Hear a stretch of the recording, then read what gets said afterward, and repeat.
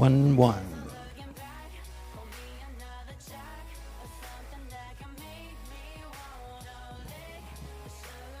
2-2.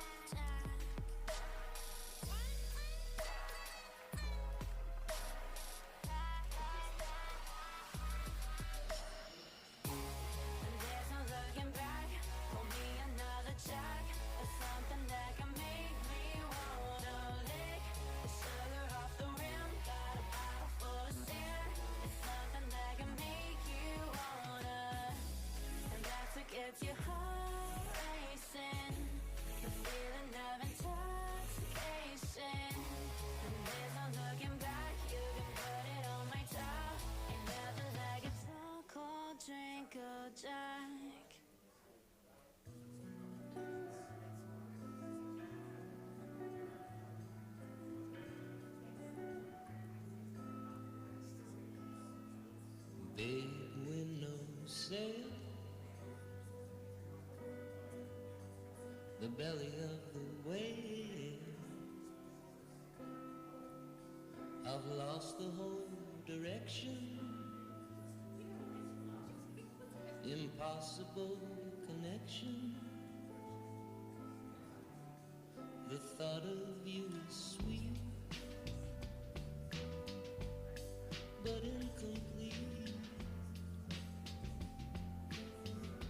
I really get go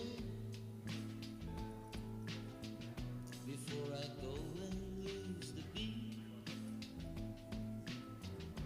Right foot, wrong river. Right arrow, wrong wind. Nothing is delivered. The point will never end. Oh, no. My feet could never stand the thought of getting closer to the thought of coming in. The thought of coming in.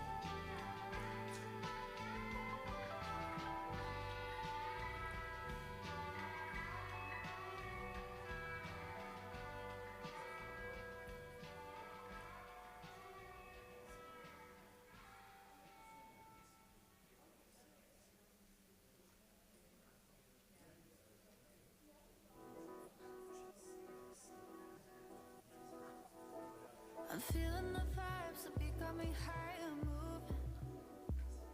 A subtle embrace, a touch of the bass that's building. This is where I lose track of time, I'm spinning. Away, away, away, away. I can't help it. Let myself just keep on floating till I'm in the clouds, oh I'll be soaring. Away, away, away, 'cause I'm never coming back down. Never coming back now. I'm never coming back down. I'm never coming back now. See the east to the west, I've got a French perspective. I sail with the wind, I swear that I'm in the heavens. All right, good evening, everyone. If you want to find your seat, we'll get started here in about 2 minutes. Away, away, away, away. I can't help it. Let myself just keep on floating till I'm in the clouds, oh I'll be soaring. Away, away, away, 'cause I'm never coming back down. I'm never coming back now. I'm never coming back down. I'm never coming back now. 'Cause I'm never coming back down. I'm never coming back now. I'm never coming back down. I'm never coming back now.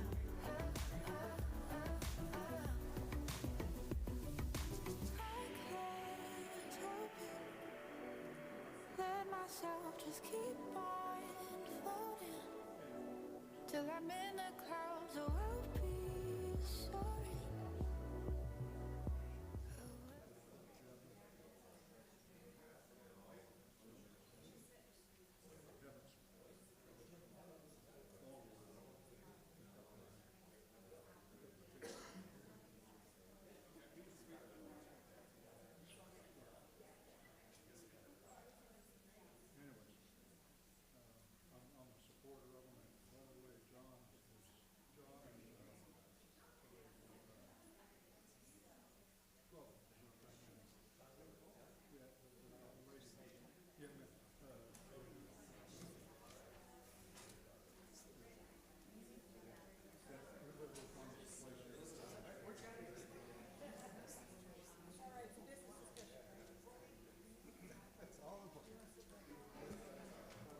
All right, I think we're ready to get started. If you want to find a seat.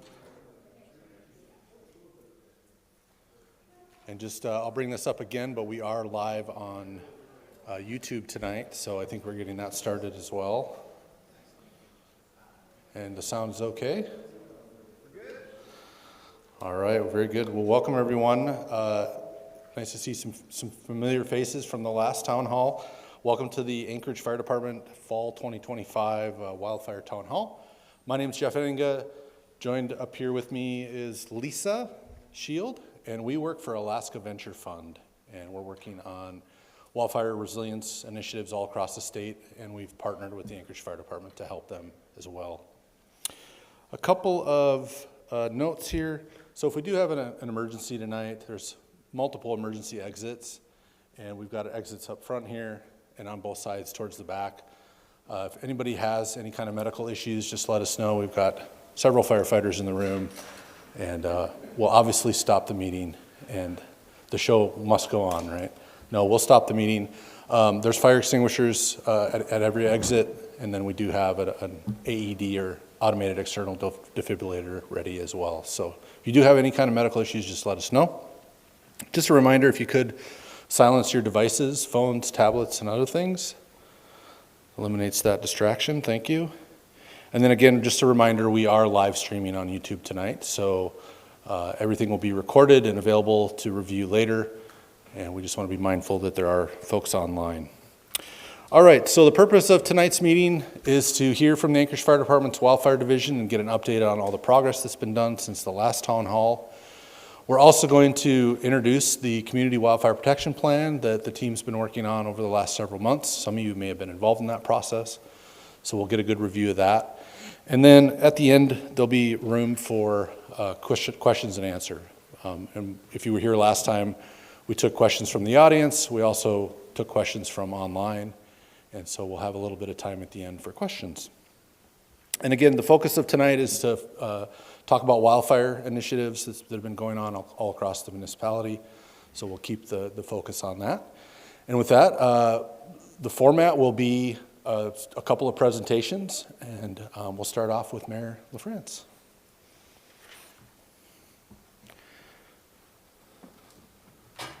Come on up. I think there's room for that. So it's okay if I just set this Yep, on just top? right on top there. Should be fine. Hopefully I won't get started on the presentation since it's not mine. So good afternoon, or good evening, actually. Gosh, thank you all so much for being here tonight. I want to start by recognizing the Anchorage Fire Department and the small but mighty wildfire division that worked with our contractor to develop the Community Wildfire Protection Plan Update, or CWPP.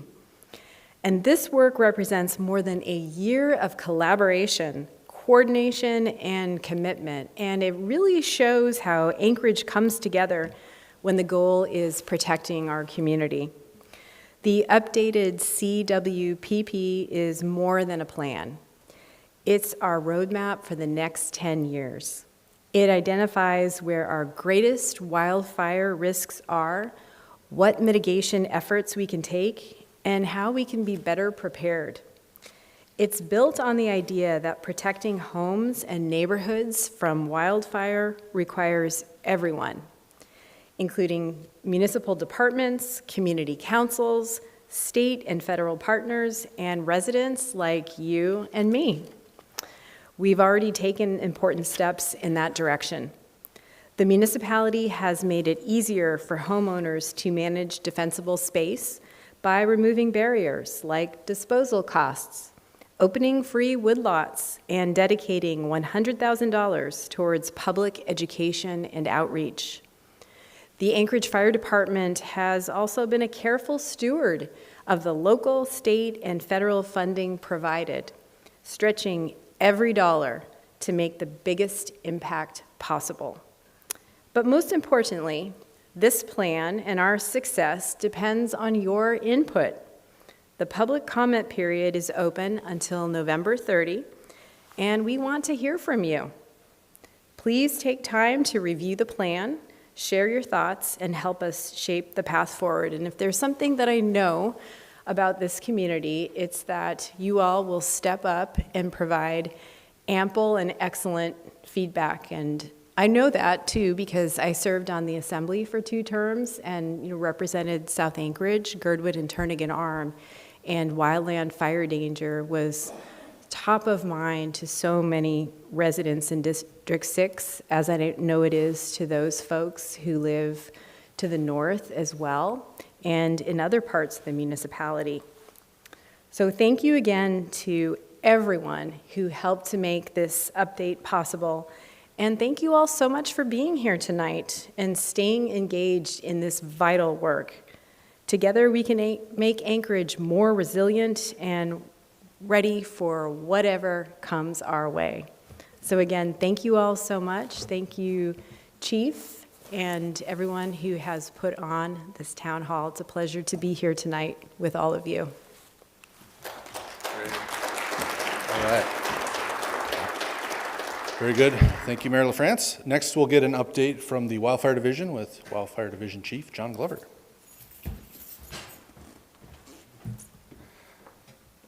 There's your slide, Mayor. Sorry. All right, thanks for the intro, Jeff. Appreciate it. I'll adjust the mic because I'm not as vertically blessed as you are. Yeah, welcome everybody. Appreciate you guys coming. We want to give an update basically from the operations side of what we've been able to accomplish over this past year. And I guess real quick, curious, how many people attended the Spring Town Hall that were here? Okay, a fair amount. I appreciate that. That's good.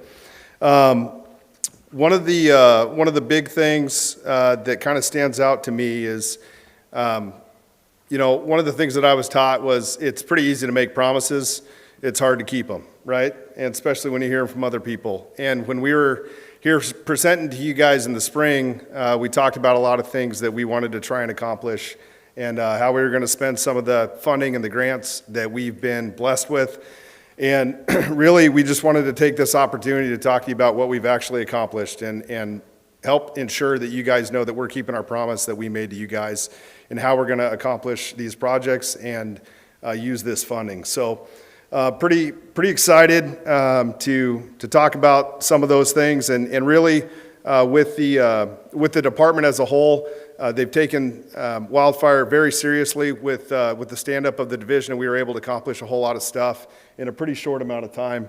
And some of those things is, as a department, we went through and updated our response plans for how we're going to actually go out and engage when we're dispatched to a wildland fire, changing that from dispatch all the way to the line.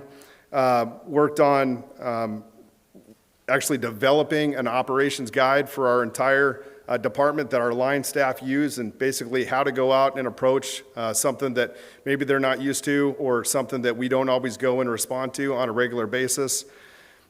We've been able to host a very, very collaborative interagency wildfire workshop, which we were kind of piggybacking off of the success of developing the CWPP and leveraging the relationships and the meetings that we were having to really try and have a holistic municipal-wide approach for preparedness to wildland fire through all of our departments represented within the municipality and our interagency partners like the Division of Forestry, BLM, National Park Service, and stuff like that. So really excited about that collaboration. And we've been able to strengthen a lot of our partnerships with some of our groups like Anchorage Wastewater and Utility, good to see you, JP, and Chugach Electric Association. They've done a lot of work with their right-of-way work, and they've been very engaged. And one of the things that's really cool is as we get into high fire dangers over this past summer, my phone was ringing on a pretty regular basis from all of these partners like, hey, is today a day that we need to be worried? Do we need to be prepared? We're going into a hotter, drier week. How can we kind of prepare ourselves to make for sure, double checking the plans and the discussions points that we had talked about in the meetings previous. So really cool to have that fluid communication amongst all of our agencies that have a stake in helping prevent wildland fire within the municipality and also the response for that as well. With the projects that we've been able to accomplish, we've had great coordination with our suppression agencies and also with Parks and Recreation too. It's been really easy to work with everybody. We are collaborating. We're sharing the same kind of brain as we approach projects, and as they have opportunities to go and engage in different parks, they're talking to us and figuring out how we can do the right type of work the first time as we go in and do maintenance in our different areas that we're responsible for. So it's been very cool. And one of the things that we started with this spring is we had a great opportunity to invest training and time with Anchorage Police Department in their fallout training with all of their officers and how they respond and what some of their responsibilities would be in the event of a wildland fire as far as coordinating evacuation, the communication process that we would use, how they would roll into our incident command system, all of that stuff. So very, very fun and engaging opportunity to be able to work and collaborate and develop these relationships. Additionally, kind of building off of that strength of communication, we've had great engagement from our assembly, from different state representatives, from the mayor's office, as she mentioned. We've had good collaboration with them. We've helped introduce the ordinances that have passed as far as the unauthorized burning ordinance, as well as the AO 2574, the unauthorized camping ordinance as well. So there's been great interaction there to try and help strengthen our resilience and prevent any type of wildland fires within the community. It's been very, very good as far as the engagement that we've had, even with projects like secondary access and egress. There's been great engagement right to our division where everybody's taken this threat and this problem really seriously. So we've had some good opportunities to work on secondary egress projects. I was up, like probably many of you last night, checking out the Northern Lights up in Basher in Troy's neck of the woods there. And it was really cool to see the evacuation signage that has gone up as well within these communities. And we've worked hard with the engineering department to start getting signs up from Eagle River all the way down into Potter Valley. So really cool to work on some of these projects and see some of this stuff happening right within the first year of our existence. And then, you know, as the municipality has gone and done abatement and stuff like that throughout the summer, there's been great coordination to minimize the risk involved there as it relates to wildland fire threat. Great coordination with Anchorage Police Department, State of Alaska Division of Forestry, and all of our stakeholders and responders that would be involved if we have a significant event within the municipality, but also in the prevention side of it too. So really good engagement across the board. A couple of projects. When I talked to you guys last time, we were right in the middle of the East-West Connector project up on Anchorage Hillside. That was a very successful project. We were able to get a 200-foot wide shaded fuel break put in that area, extending off of the Abbott Road curve up to the Prospect Heights trailhead. Very happy to have partnered with Division of Forestry. Thankful for them funding that project. And it was really another great opportunity to have preseason engagement with our fellow responders that we will be engaged with in the event of a wildland fire emergency. And they brought out 3 different of their crews to engage on that project. So they got preseason training, we got preseason coordination. I think the mayor even got a few tours up there, which was pretty awesome. But it was really good to really introduce the right kind of smoke into the Anchorage municipality as they were doing removal there, and see the positive feedback that we got from the community and the residents that are directly adjacent to it. Another success that we had was the Campbell Airstrip Road project. I was pretty thankful for the work that was done in there as I was driving up the road last night in the dark to go check out the Northern Lights. It was really nice to be able to see around those blind corners. But also that is a very phenomenal fuel break that was able to get established in there. It was one of the first times, or it was the first time that we've done a mechanical shaded fuel break within the Anchorage municipality that I know of, and I've had the pleasure of doing fuels treatments in Anchorage for 25 years. So it was really fun to see something kick off like that and be that successful. Some of the coordination that took place, I tried to find a slide that would be representative of it. If you look at the lower slide, you can see some of the engagement that we had with Alaska Department of Fish and Game and trying to ensure that we preserve the habitat corridors along the waterway where we have a lot of high traffic of animals in that area. So we work directly with our stakeholders engagement there to have exclusion areas when we're putting in these projects to make for sure that we maintain and preserve our habitat within these corridors. And just another awesome opportunity to work with our partners. And Basher Community Council was great to work with as well within that corridor to have a successful project. And we've had really positive feedback throughout this summer when we were engaged there.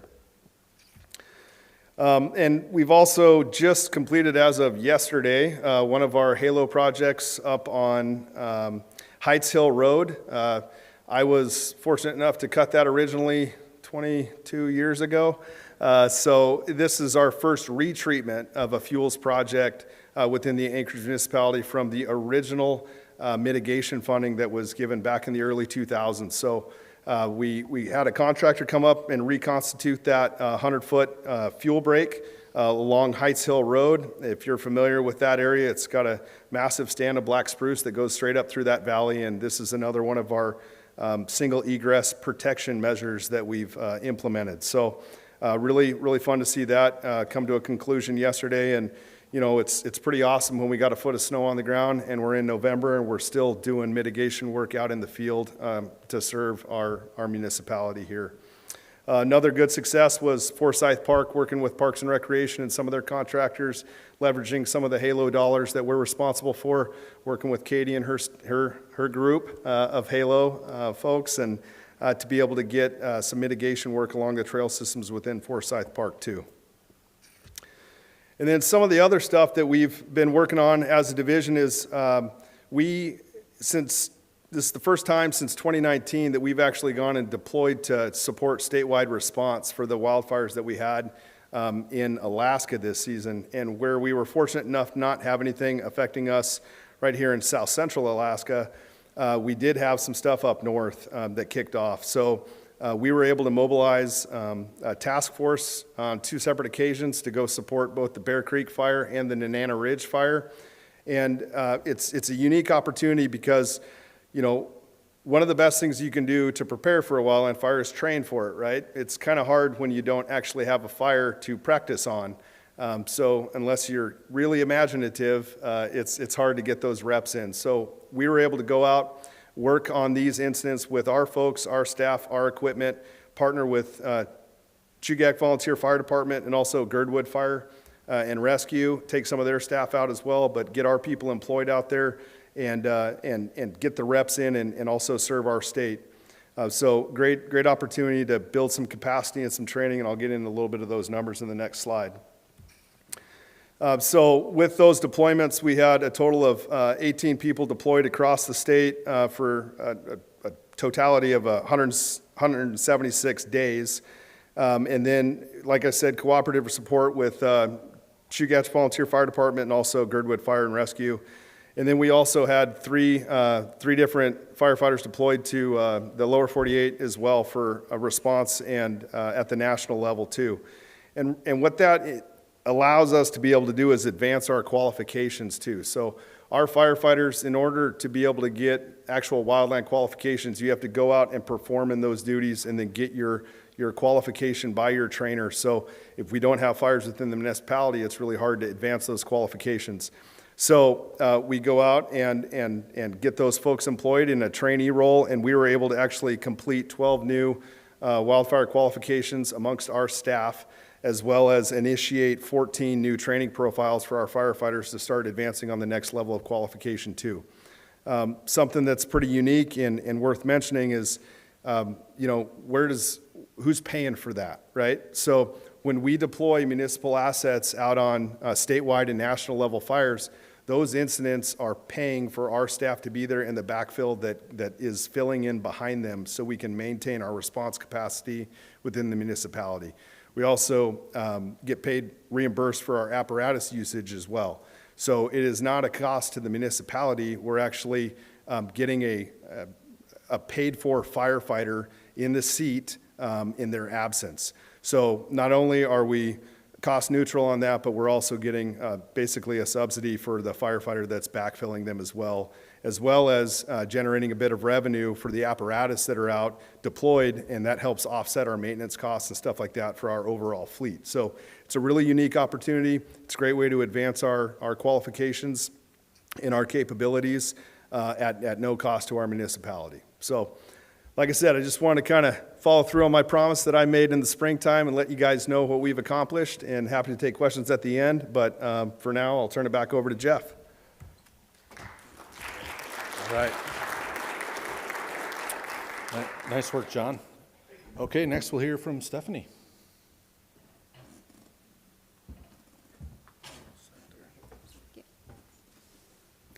Hi there, I am Stephanie Dufek with the AFD Wildfire Division. I serve as the project manager, and I'm here to talk to you tonight mostly about numbers, and we'll start with 2025.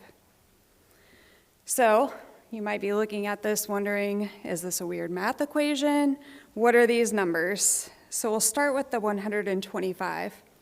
125 is the number of community engagements that John and myself have been present for, presented at, answered questions at over the last year. 12 is the number for the Wildland Urban Interface Community Action Team, or WUI-CAT, because that's easier to say. That team, and we meet with them once a month, and these are representatives out in your community who generally represent a community council, and they provide information, ask questions of us, and then we provide information to then share back out to you. The next one is 182. So compared to last year, where the number would have been 6, this year we completed more than 182 Firewise assessments. 14 represents the 14 Wildfire Wednesdays that we posted on our YouTube channel. Brand new, we started the YouTube channel actually for the Spring Town Hall. And then from there, we devised this Wildfire Wednesdays as another means to get out to the community, because 2 of us can't be at every single community council meeting. 3 represents 3 videos that were professionally produced and recorded by a professional wildland videographer, and they were filmed here in Anchorage. So it's Anchorage specific, it's familiar to everybody. And if you haven't checked those out, they are on our YouTube channel, and I encourage you to check them out. 2 represents the 2 multimedia campaigns that we have employed over the last year. Thank you to the mayor for appropriating money. We took some of that money to fund the professional videography as well as these multimedia campaigns. So in the exciting numbers, out of those campaigns, a total of 297,480 advertisements have been delivered to our community through social media advertisements. This specific town hall and the CWPP is currently being promoted via these advertisements, and we broadened our outreach this round. We are on Facebook, Instagram, Hulu, Spotify, Google, and we also had a direct email advertisement campaign that went out. And the final number there, I updated it. It is almost 43,000. So almost 43,000 postcards have been delivered to the community in an answer to the request of, hey, it's great that you're on social media, but I like something in my hand. So currently circulating is a flyer and postcard about this town hall, as well as our community wildfire protection plan. Ready for more numbers? All right, I'm going to put you guys on the spot. Who wants to guess at what this first number represents, other than John? All right, John, you can steal the thunder. That's the money that you earned for us for your grant writing skills. So, thank you. So yes, that is the grant award that we've received through 2 grants. One is through the Bureau of Land Management, and the other is from FEMA, the Fire Protection and Safety Program. The next number is 3. So 3 is the number of hazard fuel mitigation projects that will be paid for with those funds that I just mentioned. Those projects will kick off in 2026, and they will run through somewhere around 2028.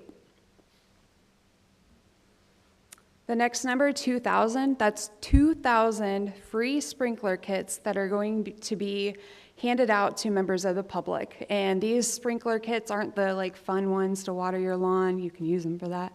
But they're designed to protect your structures on your property should you have to evacuate during a wildland fire. How are we going to get them to you? That's in the 4 festivals and events that we will be attending next year. That's on top of everything else that we already have planned, but straight out the gate, based off of the grant funding, that is our best means to get these sprinkler kits and some more education out to you. 30 or more. Those are the curbside chipping days that we have heard from the community members over and over about, and we are so excited that we're going to be able to deliver on that request through this grant funding, are these 30 curbside chipping days. These will be coordinated very closely in concert with your community councils, As that information comes out, be sure to reach out to your community council if you're not seeing it on our social media or elsewhere. 2, so we did 2 multimedia campaigns this year. We're going to do 2 more at minimum next year based off of these funds. And finally, the 1. So as you're going to continue to learn over the course of this evening is we have the Community Wildfire Protection Plan draft now in your hands. And it consists of a lot of information, including recommendations, and we will be able to act upon those recommendations over the next year. So let's talk CWPP. First is the community survey that cycled from March through September of this year. If you were in this room and you completed the survey, thank you. If you're online, thank you as well. We took this information, employed it, and used it to shape the Community Wildfire Protection Plan, but we also acted upon what we were learning immediately. One of such thing was that we learned that people weren't aware of Smart 911, which is the municipal emergency notification system. Big deal to us, big deal to you. So we immediately added slides to our presentations, created more social media posts, all surrounding Smart 911. And the other way that we employed what we learned was that we were very graciously welcomed by Chugiak Volunteer Fire and Rescue in concert with efforts from Eagle River and Chugiak Parks and Recreation. They hosted an open house specific about wildfire, just time is flying. That was last month. All right, just last month. So again, we took the information you provided to use both for the future and for the present. All right, on our website, not only are you going to find the CWPP documents, but you're going to find a wealth of information. Does anybody recognize this? Can you wave yours in the air if you received one as you walked in the room? Perfect, I'm seeing it, awesome. If you didn't get one of our quick start guides as you walked in, definitely grab one when you walk out. Take a few, hand them out to your neighbors and friends. We also have more materials that are available, and we can have more printed for you if you want to come by our office and pick them up to distribute as well. But this is just what it says, a quick start guide. So you're going to find definitions pertinent to the Community Wildfire Protection Plan, a little bit of a guide of what is in the plan and where to find maybe some of the information you're interested in, how to contact us, and so much more. Also on our website, you'll find our maps. So the Community Wildfire Protection Plan is understandably pretty map heavy. We're talking about specific locations quite a bit.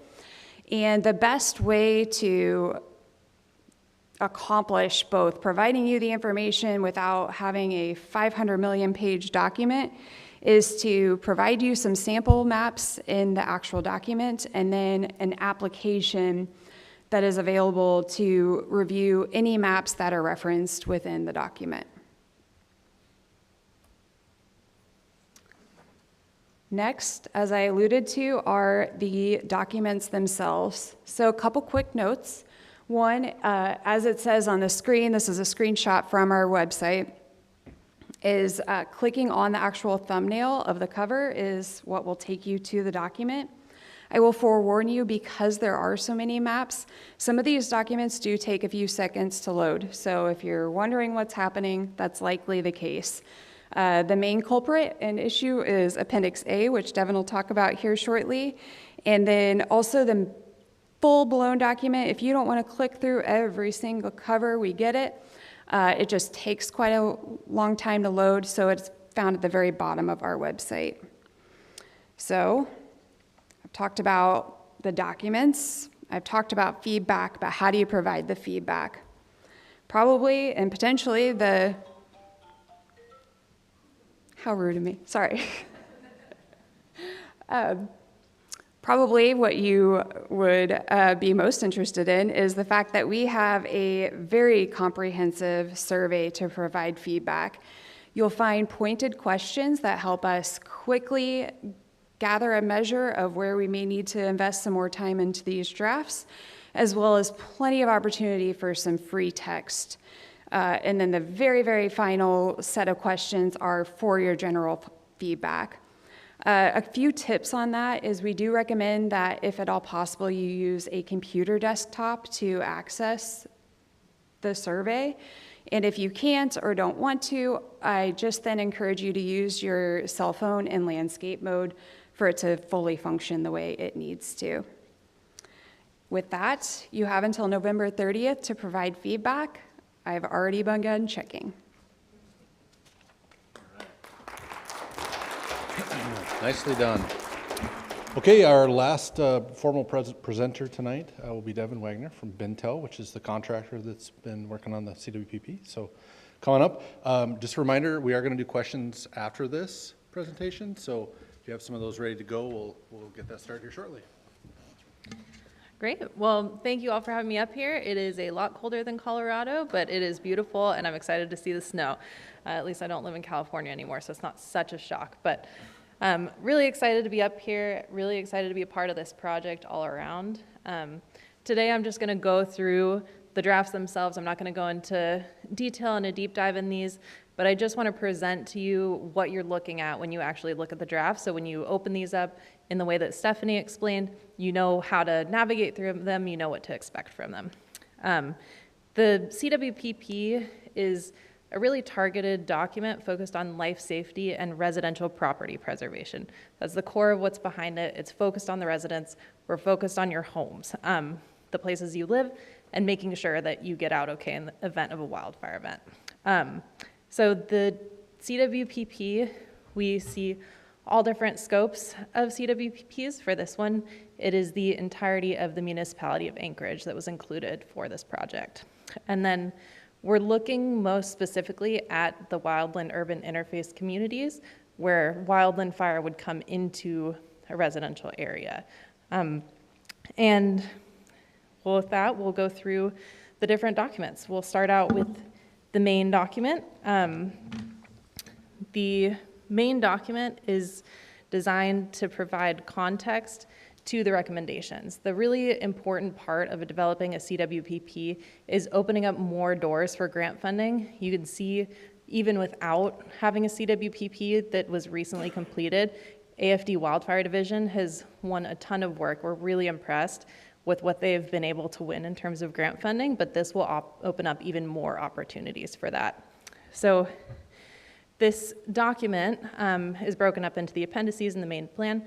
The main plan is designed to really provide context for that. So we want to, in the main plan, talk about the existence of residents living there, the values at risk. We want to talk about fire history, showing that it's substantial enough that we know that there will be wildfires in the future. So there are people there are houses there, and there's a fire risk, and that's why our recommendations need to be implemented. So for the collaborators and contributors on this project, we've been super impressed. We're doing projects all over the West right now, and it's been amazing, not just how receptive different organizations and agencies have been throughout this process. Just showing up to the meetings that they've shown up to is an impressive feat alone, but the level of participation that each one of these agencies has provided has been extremely impressive and appreciated. You know, all of the different state agencies, federal agencies, you know, local, as well as the utilities. A lot of times that can be kind of a struggle through the process. So it's been really great to work with this group of people. And I can say from experience, this group of people really cared throughout the entire process about representing the public's and the residents' best interest.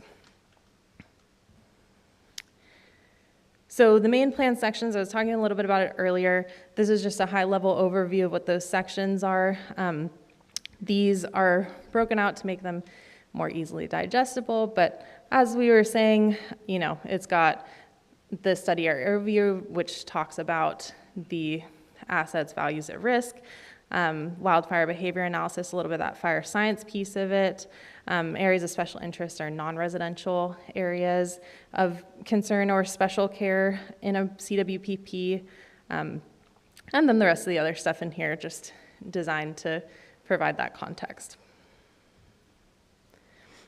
So we break out the appendices as separate documents, part of the CWPP, to make these things digestible for you. So I'll go through each one of these appendices, what you can find in them. That way, it is a long document. It has a lot of maps, thankfully, so there's pictures in there.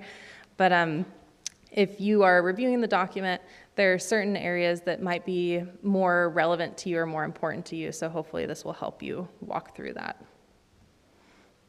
So Appendix A is focused entirely on the suppression planning units.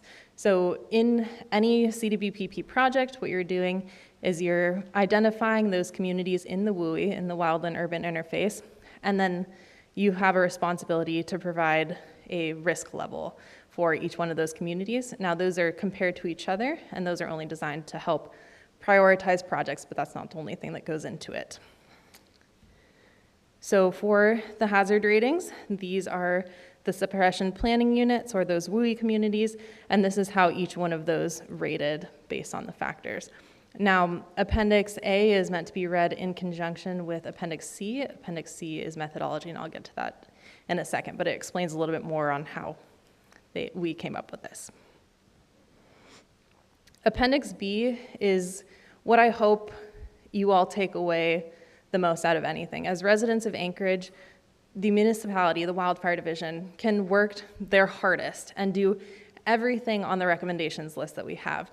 But ultimately, if residents don't take action and do things on their own property, work in the defensible space, and do structure hardening, there isn't anything that they can do to save your home, So it really comes down to each one of us, like the mayor said. Everyone has a part in this to play, and across the board, I'm seeing the agencies that are representing you doing that. So, help them with that last step.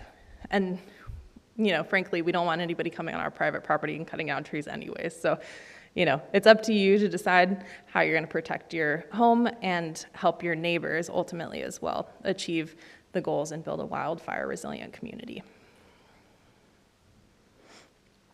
So here is just a nice little graphic that helps explain defensible space. There's a lot of information in Appendix B about this. Again, help your residents, help yourself, start small, keep going, every little bit counts. You don't have to tackle the entire defensible space in the first go or in the first day, but maybe there's a little project you can start, and maybe in a couple months there's another project you can start. So just keep in mind, every little bit helps. So as I was talking about earlier, the methodology, this is really the fire science-y piece of it. This was developed with Bintel, AFD, and Dr. Jen Schmidt of UAA to develop these hazard ratings. And this is a requirement of CWPPs, but this section is really just how the sausage is made, essentially. So, some people find it super interesting, but other people, it's just some fire science information. So here are the hazard ratings. We call them SPUHR. Those are the hazard rating factors. This is just a quick list of what was considered.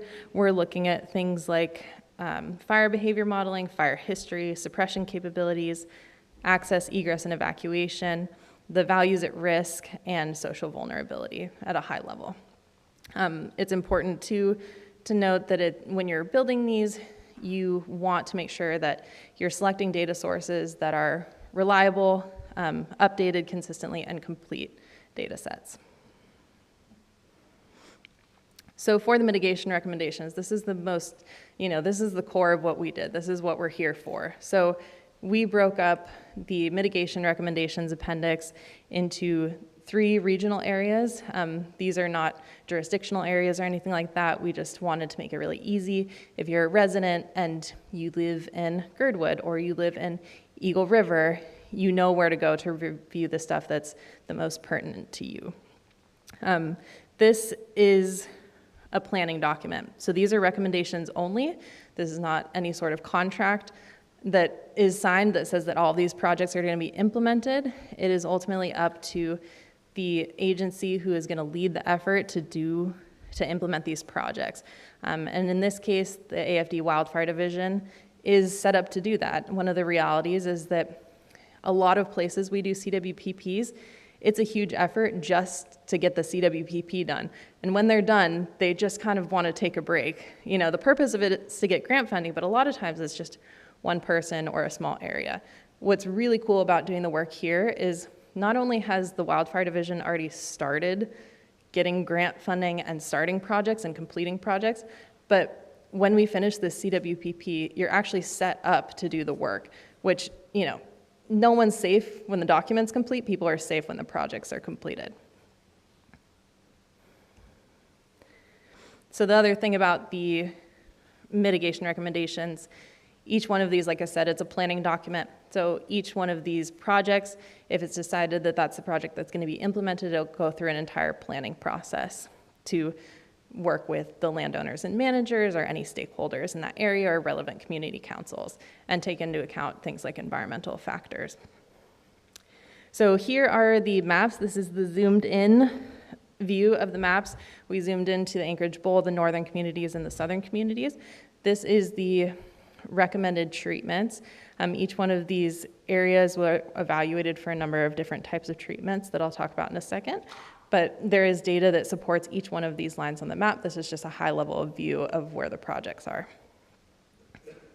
And using the maps that Stephanie was showing and navigating to the site allows you to zoom in. We know that people generally want to just zoom into their house and see what's closest to them. So you can do that on those maps a lot better than you can in an image in a document.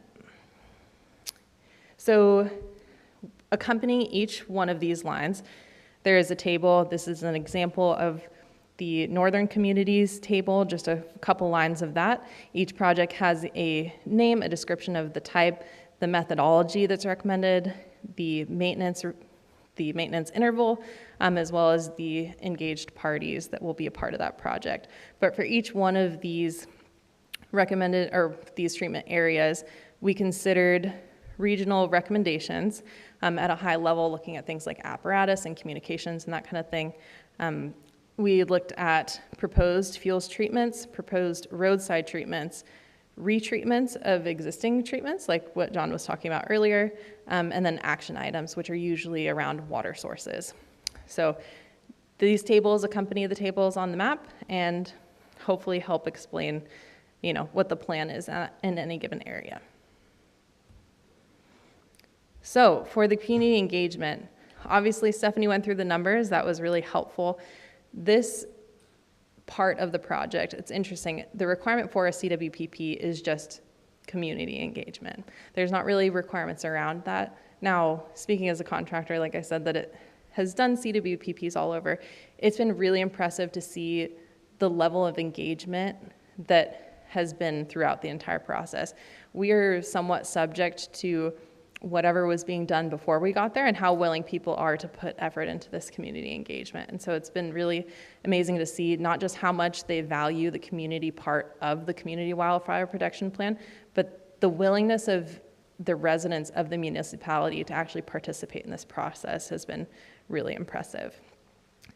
Again, this is just one of the benefits that comes from having an actual wildfire division that's looking at this and focus at this, and it's not someone who's forced to do this on top of everything else that they're assigned to do for their job. So last comment on that, Appendix E is where we have all of that information listed. So you can see what kind of events were held, what kind of engagement looked like, as well as the community survey and community survey feedback, if any of you responded to that survey earlier on in the project. So we are in the public comment period. It is your time. You provided feedback earlier on during the community survey period. Now it's time to provide feedback on the plans themselves. This is your plan. It's a community plan. We want to hear from you. We want to hear what you think now that the drafts are complete. You have until November 30th to go and respond to this survey. But I hope one of the big takeaways is we all have something to do. Taking this step to be here, whether you're in the room with me, which I really appreciate because I came all the way up here to see your beautiful faces, or you are watching online, or you are watching the recording of this, you're taking a step that makes Anchorage, the entire municipality, stronger and more wildfire resilient. So we know that we have people on your side in your agencies that represent you that are going to do their part and push to make these improvements, to complete these projects, and we hope that you all push to make your neighborhood safer. We hope that you do the work yourself, and we hope that you help your neighbors as well. So with that, I'm finished. Thank you.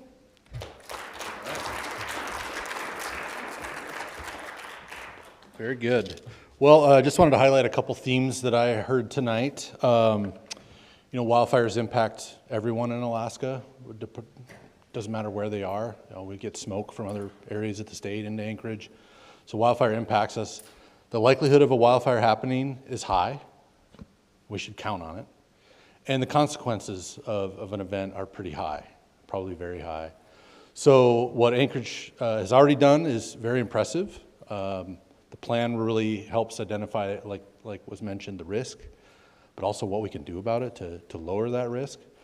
And so a lot of work's been done, and a lot more work's going to be done, thanks to grant dollars and this coordinated effort that's been highlighted tonight. So nice work, everyone. We're going to transition now into questions. So we have a couple of mics out there. So Ethan's going to have the mic. So if you do have a question, we'll raise hands, we'll use the microphone, and then the panel up front here will answer those questions. Before we do that, though, I just want to check, how many folks logged in online tonight? About 15. So we got 15 people online. So we'll probably take a couple questions in the room here and then see if there's anything online that we will want to ask the group here. So anybody want to start? I have some questions here too from some citizens if we don't have anybody in the room with anything. Nothing? All right, I got some preloaded ones here. Nobody talked about the big shiny trucks out front. John, how many of those do we have here in Anchorage? Everybody hear me on this one? Okay, cool. Yeah, so good question, Jeff. Thanks. We have 2 new brush trucks that we just took delivery on last week, if I'm not mistaken, Chief. But we're pretty excited. Those were, we accomplished getting those through some funds that were directed by Senator Murkowski. So we're very grateful for that, for the work that she did to help us gain those trucks. And there was some delays in getting them here. We're addressing some recalls, but we're stoked to have them here. And we're pretty excited about getting them outfitted and prepared and ready for the spring of 26. So we are very thankful for, like I said, the work Senator Murkowski did and excited to get those both up and running. So 2 total, Jeff. Thank you. Great. All right. Anyone else in the room with the question? Yeah, right up front. Just wait for that mic there. There he goes. Great. So I have a question for the mayor. A lot of work is kind of identified here that are things we can do to improve public safety, realizing municipal budgets have different priorities of homelessness and all kinds of road improvements and snow removal. And how does the wildfire protection plan and these projects fit into the priority of the budget? Yeah, thank you for that question. Well, first off, coming into this role as mayor, I fully believe that public safety is the most important job of our municipal government, and wildland fire danger is a risk not just to those who live close to the interface, but as has been mentioned tonight, impacts everybody. And so this is a very high priority. I am committed to working very closely with the chief and the division to ensure that we are funding what we need to do to make sure that we are following through to carry out the actions of the plan.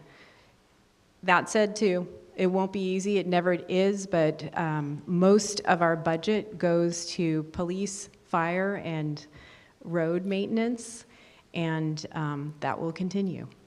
Thank you. Great. And we don't have any questions? We're doing? Okay. Well, This one's a long one. yeah, I'll give you a second here. I got another one. So Stephanie, you mentioned 182 assessments were done last year. That's very impressive. I'm guessing you want to double that next year. How do residents get that information? Double? I was joking. Quadruple? Okay, let's do it. So how do you get a FireWise assessment? We have a request form on our website, so wildfire.muni.org. There is a link almost dead center and maybe about a third of the way down the page that says learn more about FireWise, and then within there is the form. A cool thing that we initiated this year was a self-assessment form as well.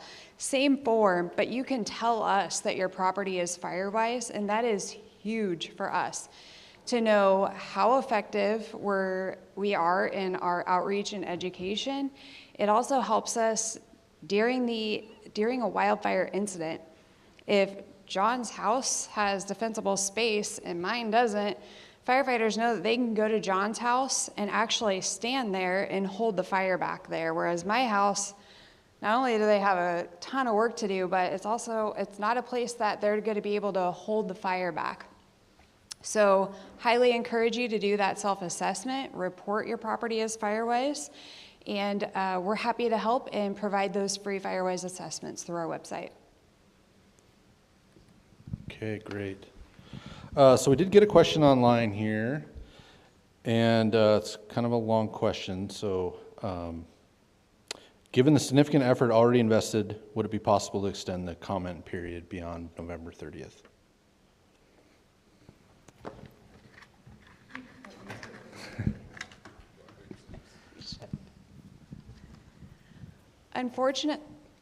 Unfortunately, no, we cannot extend the public comment period, but just remember that this is the first step with this community wildfire protection plan. There will be plenty of opportunities to provide feedback specific to the mitigation recommendations and anything else that we do moving forward. We understand it's a short time window and we appreciate that. However, every moment that we don't have this plan signed and approved officially by the Division of Forestry, as well as all of our managing entities, we can't use this to earn grant funding. So we've been really itching at some grants that we would love to apply for that we just simply can't without this plan, which is why we've got to keep it moving forward. Okay. Just to follow up to that, how can the community councils get engaged in this as well? And First of all, everybody can get engaged in this, right, going through the survey. So what we would like is, if your community councils want more information about it, they can, that we would ask that one person from the community council email us. We can get you guys some quick start guides and help you guys go through this. And you as a council rep or lead can help lead your community council through the process of the actual survey. So that would be the best way to go about it. All of the information is directly on our website at wildfire.muni.org/CWPP. Got it that time. But you can find all of the information there and just go straight through the survey. So if you direct your people and the folks within your council to that website, they'll be able to get engaged and they can start tonight. So appreciate it, and let us know if you need some quick start guides, and we'll try and get them to you. great. Another one? No. It's an extension. Okay. I guess I'm not asking the question properly. So, where to start? All community, let's see. Oh, my apologies. All right, given the significant effort already invested in the CWPP, including community engagement, would it be possible to consider extending the public comment period to at least 30 days?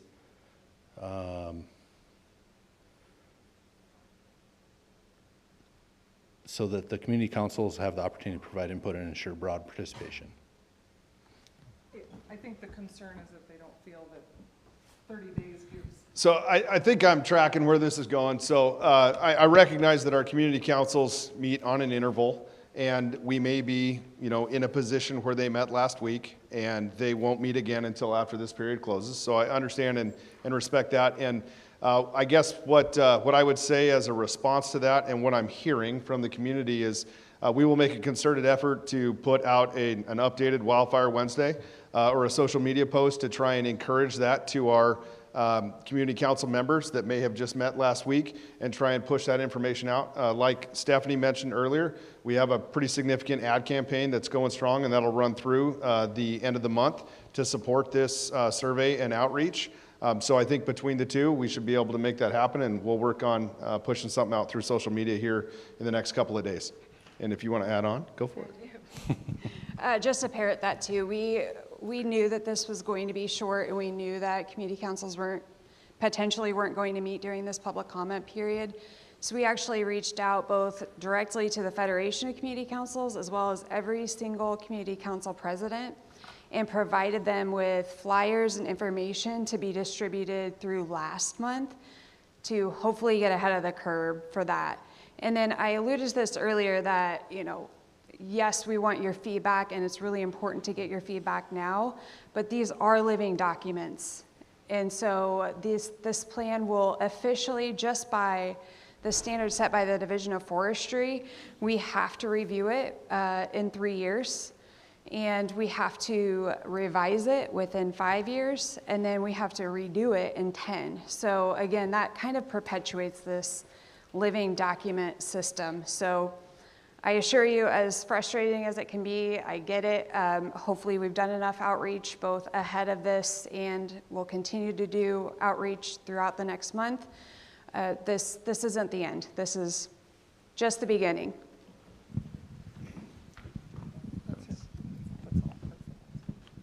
Okay, very good. Anyone else in the room have any questions? Okay. I've got one more that we can maybe tag on here. How can I get involved as a volunteer? Was one of the questions. That's a great question. All right. First of all, what I would ask is, do you know the person next to you? And if you're online and you don't, it's probably awkward. But what I'll say is, if you get out and introduce yourself to the neighbor, maybe the one that you don't talk to too often, maybe the one that you don't like where they push their snow, I'm not sure, but that's a good way to get started in the community. Actually get out, get to know your neighbors. If you want to help out, that's the best way that we can receive help, is engaging with the people within your own street, within your own little community, within your community council. Every time we go and speak at community council events, there's always someone that's saying, I need help. I want to do the work, but I'm just not capable of doing the work. So if you're one of the people that really likes to volunteer and dedicate some of your time, I would strongly encourage you to do that right within your own street, in your own neighborhood. And you'll find somebody that needs your help, and we appreciate that work. The other thing that you can do is get involved with your community council, and we get a lot of feedback from community councils. We wind up being able to engage. Like Stephanie said, we have this awesome opportunity that she was able to get us awarded for chipping events within the community council areas. So we'll be coming to a neighborhood near you. And if you want to volunteer, I'm sure there's people that are going to need help dragging brush out to the curb, so we can make that stuff happen this summer. And they'll probably need help cutting the brush down in their yard. So lots of opportunities. Get to know your neighbor. That's the best way you can help us out. The more information we share, the more resilient we become, and the better prepared we're going to be. Okay, great. One last call for questions from the group here. And no others online? Oh, we've got one. We'll wait for the mic there. Thank you. Recently, our little neighborhood is Chester Park Co-op. So you may know it. It's right off of Muldoon. And utility folks came in and cleared some trees right below those lines. And that's like between our neighbors and us. Of course, it's an easement. But all that brush is just dumped right there. It's like building a bonfire ready to go, right? Because that stuff has been piling up for decades. What do we do about that? That's a lot of chipping. That's a lot of dragging things out by old people like us, right? So that's my question. All right. John. It's a good question. So just to be clear, you're talking about brush that is within the power line easement corridor. Is that correct? Okay. So we have had a really good communication and engagement with our power company, and they have been doing a very concerted effort to do a ground-to-sky clearing within their easement corridors. That serves as a secondary break for us a lot of the time as they go through and mulch. Now, as they extend outside of that primary easement where they don't mulch, and then they'll fall the hazard trees that are going to hit the line, I think that's kind of what you're talking about. Understood. So, unfortunately, is it on your property or is it still within, is it in like a public land space? It's all within the easement? Okay. So if it was my home, I would try and engage some of my kids, actually, is what I would do. And I'd put them to work for like a nickel a day or something like that. But really, what you want to do is try and minimize that. I would reach out to the power company, see if there's anything that they can do with you. If you haven't done that already, I would encourage you to. They may be able to come in there and do a little bit of extra work. I'm not committing them to anything, but I would engage with them first. They have been very receptive to feedback from the public, and they've been very interested to continue to build, strengthen their relationships with folks too. If it is within the, on your property, then they may divert some of that work to you. I would encourage you to reach out to our office if you're one of the communities or neighborhoods that would like to receive a chipping event. Then that would be something that we could come out there and help you manage some of that brush and get it taken care of this summer as we roll out some of the chipping days that we're going to have. Yeah, the property's about 20 acres. So there's a lot of, there's a long string along that one boundary of our property. Understood. That's a lot of trees. Understood. Yeah. Thank you. Okay, good stuff. Okay, well, with that, we've got one more question. Actually, I just wanted to thank Bentel for their community outreach in creating this. The organizations and the agencies that they teamed with is amazing, and it was fascinating to hear how we compare with the other groups that they've done in other places. But I also wanted to thank the Wildfire Division for the work that they've done. What we have here is something that I've never seen before in the Muni. And the engagement with the community, the outreach that has happened for all the public, the opportunity to understand and get a better grasp of the situation that we face has been just tremendous. And I truly hope that we see a continued Wildfire Division for ever and ever and ever. Thank you. Thank you. I think some of your leadership's much appreciated as well. So I know I've seen you at a few meetings. So thank you. Okay, well, we'll end on a high note there. How about that? Okay, well, thank you again for joining us online and joining us here in person. I think we'll be around for a little while longer if folks do have other questions. Otherwise, stay warm and travel safe. And the aurora will be a lot stronger tonight than it was last night. So you might want to go up Basher Road, check out that fuel break. All right. Thank you. Take care.